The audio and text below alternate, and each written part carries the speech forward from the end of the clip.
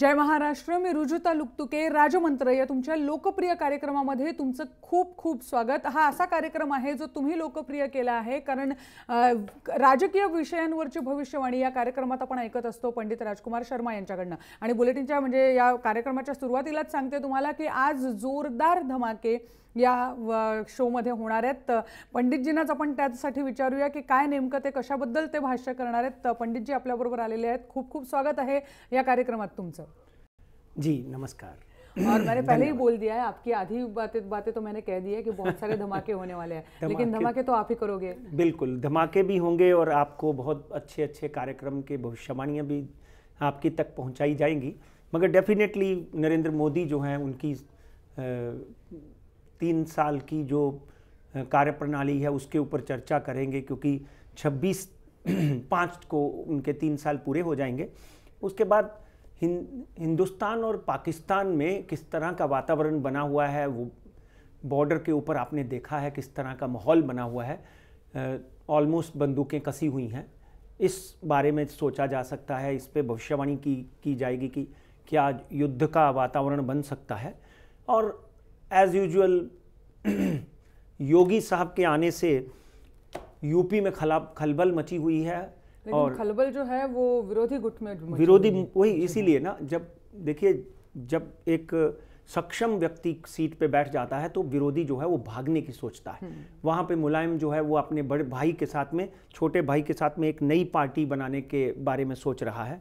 और उसके बाद में कांग्रेस जो है वो बीजेपी के राष्ट्रपति कैंडिडेट को समर्थन देगी कि नहीं, उस पर चर्चा करेंगे. और जिस तरह का हेल स्टॉर्म, जिस तरह का वातावरण बना हुआ है, पिछले साल हमारी भविष्यवाणी उसके ऊपर हुई थी. आपको मालूम होगा कि यहाँ सूखा पड़ा होता था, वहाँ पे बाढ़ आएगी हमने बोला था. और इस वक्त जिस तरह का वातावरण है कि कई जगहों के ऊपर बारिश पहले ही आ चुकी है, थंडर स्टॉर्म आ रहा है, तूफ़ानी हवाएं चल रही हैं, फसल खराब हो रही है, उसके ऊपर चर्चा करेंगे.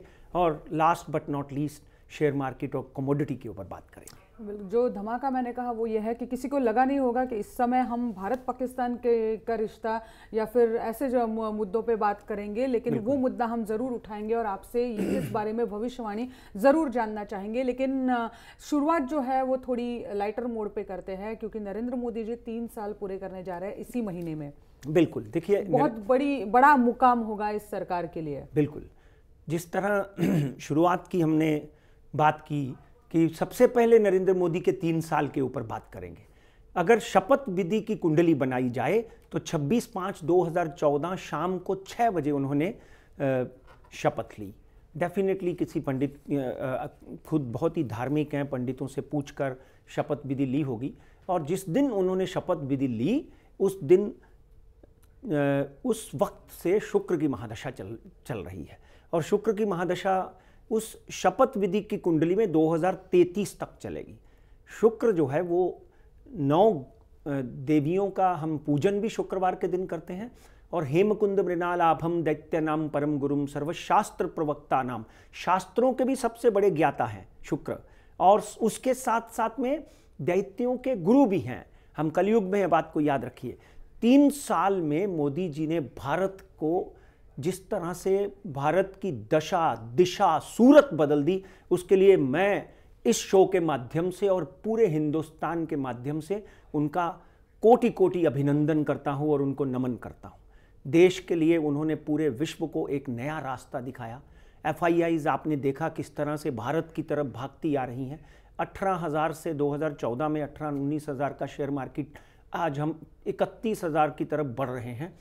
और जिस तरह से इंडस्ट्रियल ग्रोथ हुई है, जिस तरह से भारतीय जनता पार्टी की बिहार छोड़कर सब जगह पर जीत हुई है, उसके लिए डेफिनेटली भारतीय जनता पार्टी के कर्णधार नरेंद्र मोदी और अमित शाह को बधाई देनी चाहिए और बधाई के पात्र हैं वो.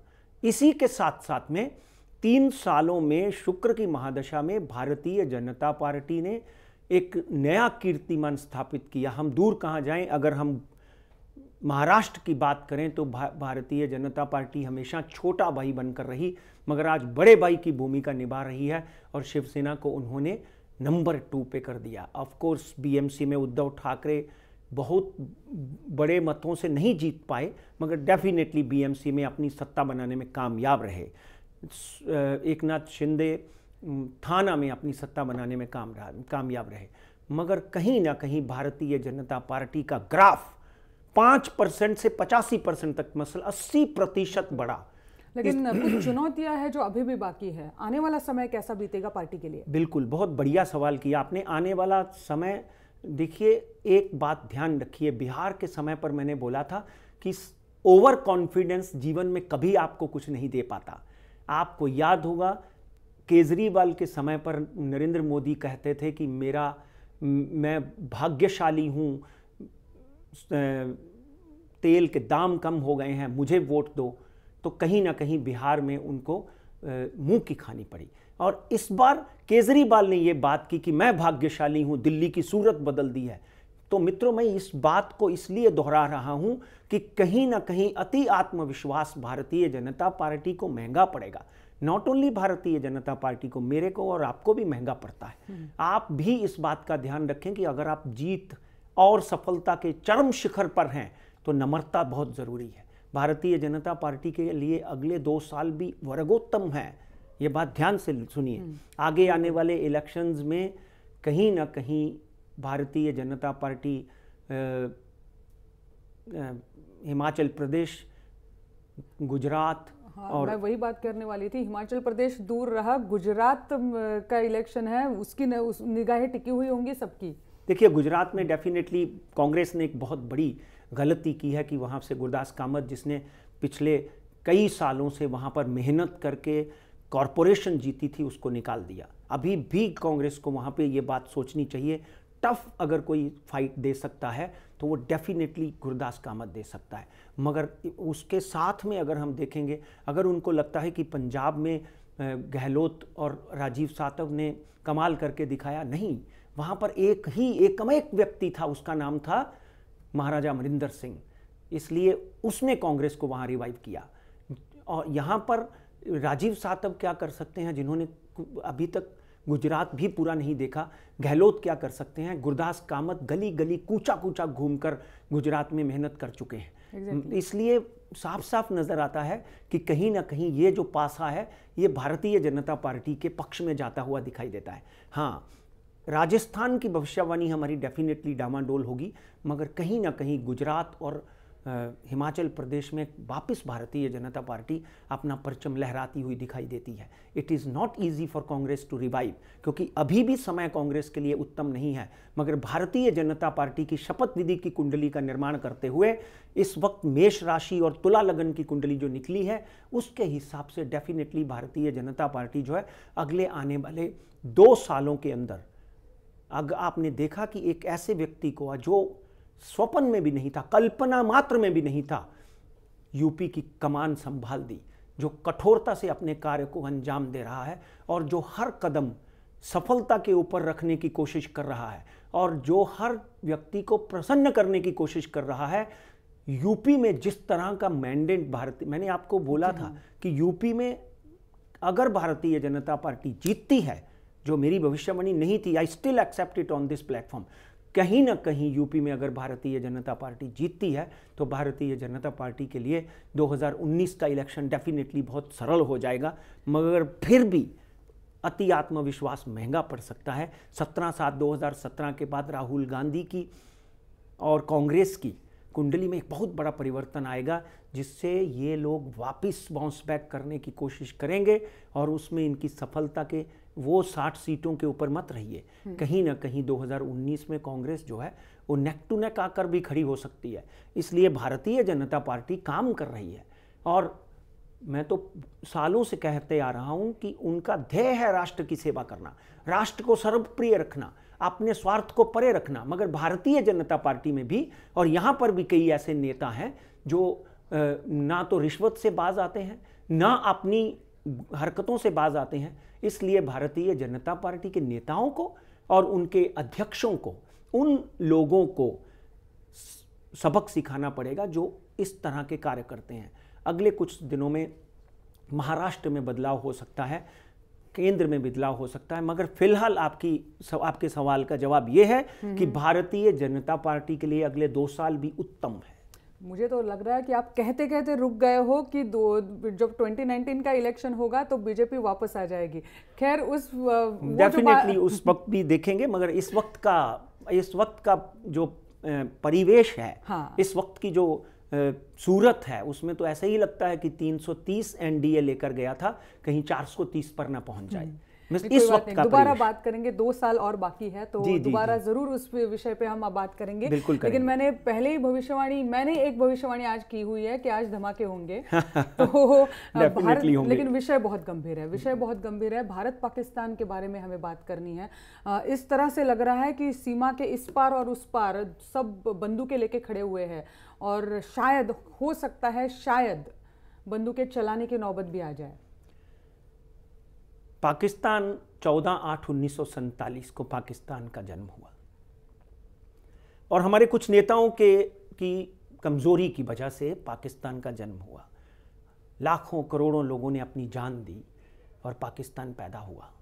14/8/1947 कर्क लगन की कुंडली, कर्क लगन ऐसा समझ लीजिए कि कर्क लगन मिथुन राशि का स्वामी मंगल, कर्क राशि का स्वामी चंद्रमा। कहीं ना कहीं मंगल और चंद्रमा की जो कॉम्बिनेशन है रुजुता जी, वो इस तरह की है कि आदमी जाना चाहता है कोलाबा और चला जाता है विरार। कहीं ना कहीं सब उल्टा हो जाता है। हाँ, अपनी फसल को खुद किसान खा जाए, इस तरह का की कुंडली पाकिस्तान की बनती है। पाकिस्तान से टूटकर बांग्लादेश बन गया, पाकिस्तान से आधा टूटकर आपने देखा होगा बलूचिस्तान बनने की कोशिश कर रहा है। पाकिस्तान के साथ में बना हुआ अफगानिस्तान पाकिस्तान के साथ में कभी भी मित्रता का हाथ नहीं बढ़ाता है।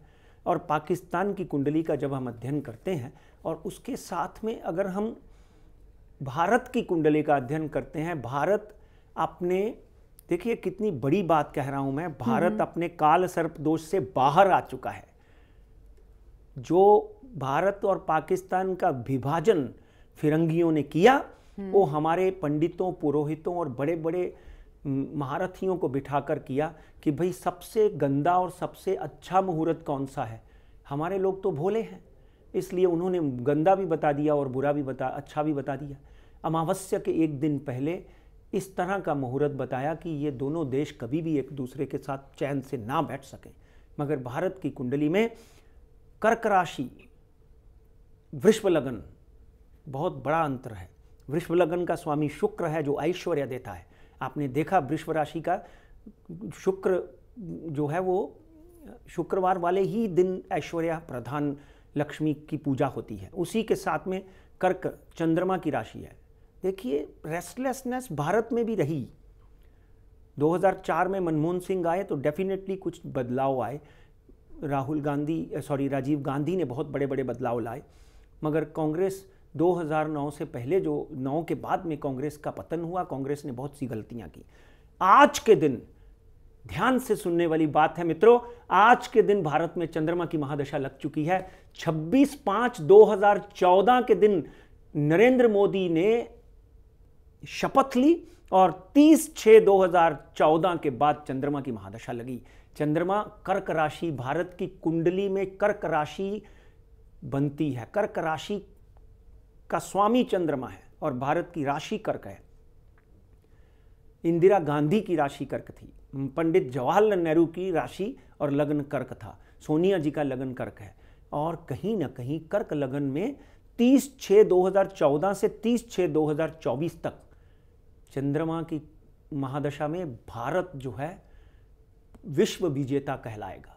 भारत एक ऐसा प्लेटफॉर्म बनेगा जो पूरे देश को शांति तो देता ही था, योगा तो देता ही था, पूरे देश को शांति सिखाता ही था। यूनान और मिस्र रोमा सब मिट गए, जहां से कुछ बात है कि हस्ती मिटती नहीं है हमारी। आज के दिन आपने देखा होगा हजारों सभ्यताएं खत्म हो गई, मिस्र खत्म हो गया, यूनान खत्म हो गया और कितनी सभ्यताएं जिनका नामो निशान नहीं है। मगर भारत के ऊपर कितने हजार साल मुगलों ने राज किया, कितने सैकड़ों साल फिरंगियों ने राज किया, मगर आज भी भारत विजयी होकर और भारत में आज सबसे बड़ी बात यह है कि यहाँ पर वो लोग इस वक्त राज कर रहे हैं जो राष्ट्र को सर्वप्रिय मानते हैं, राष्ट्र को अपना धरोहर मानते हैं, राष्ट्र को अपना भगवान मानते हैं और राष्ट्र को वंदे मातरम कहते हैं। इसलिए इस वंदे मातरम की सेवा करने वाले लोग हमारे को मिले हैं। 2024 तक भारत को हराने वाला कोई पैदा नहीं हुआ। पाकिस्तान के साथ अगर भारत का युद्ध होता है तो भारत विजयी होगा और आगे बढ़कर पाकिस्तान को चूम सकता है। ये बात 1972 में भी हो चुकी है और पाकिस्तान टूटता हुआ दिखाई देता है। ये बात समझ के लेना, और भारत बढ़ता हुआ। ये एक्चुअली ये बात है, आप पहले भी हमें कह चुके हो, इसी शो के माध्यम से आप कह चुके हो। पाकिस्तान की हमने बात की, हमें ब्रेक लेना है एक्चुअली इस समय, लेकिन एक छोटा, क्योंकि इससे जुड़ा हुआ विषय है इसलिए आपको पूछती हूँ, संक्षेप में आप बता सकते हैं हमें इनके बारे में। दक्षिण एशियाई देश पाकिस्तान तो हुआ एक तरफ, आशिया में क्या हलचल आजकल हम आपको दिखती है? कुछ है ऐसा जिसके बारे में आप कहना चाहोगे? देखिए, जहां तक भारत की बात है, भारत के साथ में जुड़े हुए कुछ देश, नेपाल, अफगानिस्तान, बांग्लादेश और पाकिस्तान के तो मैंने पहले भी बोला कि 3 या 4 टुकड़े होते हुए दिखाई देते हैं। भारत में कश्मीर हमारे साथ आ जाएगा। नरेंद्र मोदी या कोई भी सरकार अगले 2024 तक ऐसी चाल चलेगी कि कश्मीर अपने आप हाथ जोड़कर कश्मीरी भारत के भीतर अपनी रजामंदी से आ जाएंगे। दूसरा, बलूचिस्तान जो है वो पाकिस्तान से कट जाएगा। बलूचिस्तान एक नया देश, छोटा सा देश बन जाएगा। मित्रों, मेरी बात को समझ के लेना, जिसको पठिंबा देगा अफगानिस्तान और अमेरिका। पाकिस्तान में लाहौर जैसे शहर जो हैं, कहीं ना कहीं पाकिस्तान के लाहौर जैसे शहर जो हैं वो भी पंजाब में सम्मिलित हो सकते हैं। आगे आने वाले दिनों में कराची एक छोटा सा टापू पाकिस्तान के पास रह जाएगा। ये पहले 2008 से मैं भविष्यवाणी करते आया हूं। आगे आने वाले दिनों में पाकिस्तान, इंडिया में बहुत बड़ी बात सुन लीजिए, there will be a Republic of India, जैसे रिपब्लिक ऑफ यूएई है, यूनाइटेड अरब एमिरेट्स। यहां पर यूनाइटेड इंडिया रिपब्लिक होगा, जिसमें पाकिस्तान को छोड़कर कश्मीर हमारे साथ में होगा, अफगानिस्तान हमारे साथ में होगा, नेपाल हमारे साथ में होगा, बांग्लादेश हमारे साथ में होगा और भारत एक बार फिर अपनी सीमाएं बढ़ाते हुए दिखाई देगा। पंडित जी, ये बहुत बड़ी भविष्यवाणी, सबको बहुत ये सुनकर ही बहुत आनंद हुआ होगा, जरूर महसूस हुआ होगा। और मैं इसको 6 महीने से इसके ऊपर स्टडी कर रहा हूं और जिस तरह का पाकिस्तान बर्बरता दिखा रहा है, अपने पापों के कर्मों का हिसाब व्यक्ति को भी देना पड़ता है और देश को भी देना पड़ता है, और पाकिस्तान के लिए वो दिन आ गए। तो मैंने ऐसे ही नहीं कहा था कि आज धमाके होंगे, ये सबसे बड़ा धमाका साल भर में माना जाएगा। कह देती हूँ आपको। ब्रेकची वेळ झाली आहे, जसं मी म्हटलं होतं, एक छोटासा ब्रेक घेऊन लगेच परत येतोय। पाहत रहा जय महाराष्ट्र।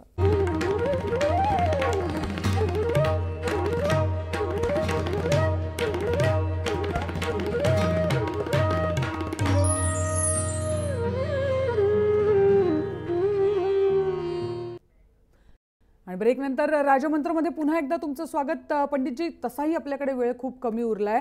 मला वाटतं आपण त्यामुळे जे 2 विषय आपण घेणार होतो, अवकाळी पावसाचा आणि राष्ट्रपती निवडीचा, ते आपण सध्या मागे ठेवूया। पुढच्या आठवड्यात त्याविषयी आपण बोलू, वेळ आहे आपल्याकडे पुढच्या आठवड्यात। पण उत्तर प्रदेश के बारे में आपसे ज़रूर जानना चाहूँगी, और इस बार योगी आदित्यनाथ नहीं, क्योंकि समाजवादी पार्टी में जो खलबली मची हुई है, थमने का नाम नहीं लेती।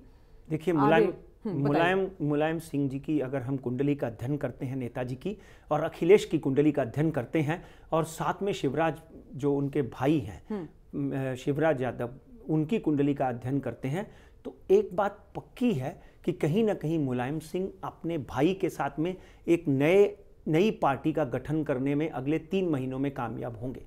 अखिलेश अब तो देखकर ऐसा लग रहा है कि अगले हफ्ते ही पार्टी बन जाए। नहीं, इसको टाइम लगेगा। 22 तारीख के बाद में ये प्रक्रिया शुरू होगी। मगर और एक बात ध्यान रखिए, आगे आने वाले दिनों में ये पार्टी जो है वो भारतीय जनता पार्टी के साथ में जाएगी, ना कि कांग्रेस के साथ।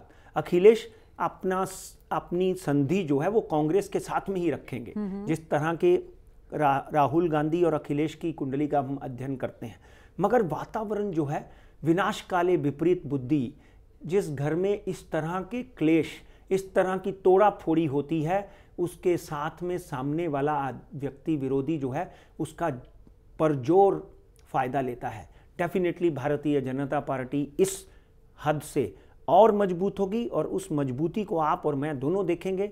इनको इकट्ठे रहकर सरकार का विरोध करना चाहिए, whereas they are going separately this is very difficult for them to survive in Uttar Pradesh. तो एक धमाका और भी हो रहा है शो में, इसका मतलब है। बिल्कुल पंडित जी, वैसे प्रोड्यूसर मुझे कह रहे हैं कि शो हमें रोकना चाहिए समय की पाबंदी की वजह से, लेकिन शेयर मार्केट की लेवल जल्दी से हमें बता दीजिए। देखिए, मार्केट थोड़ी सी डामाडोल हुई, मगर आज भी मैं 31,000 का आंकड़ा देखता हूँ। 30,500 मेरा इस महीने का, इस हफ्ते का आंकड़ा है।